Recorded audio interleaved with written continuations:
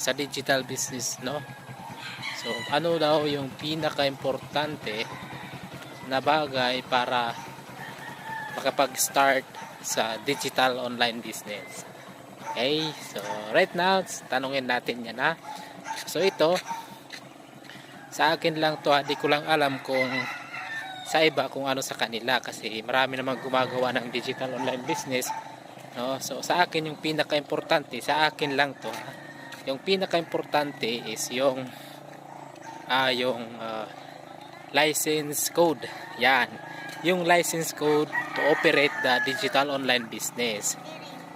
So yan yung tinatawag naming account ID, na kung saan na kung saan online account po yan, na kung saan dyan po mangyayari yung lahat ng transactions natin, pati yung kikitain natin, pati yung income natin is dyan po papasok.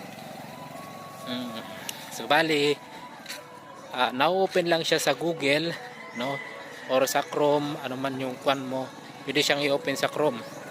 So anytime mo siyang ma-open, ma-access sa online, kasi nga as long as may cellphone ka plus internet, so ma-open mo siya. So yun lang naman yung sa akin lang yun, ha, yung pinaka-importante sa digital online business para makapag-start.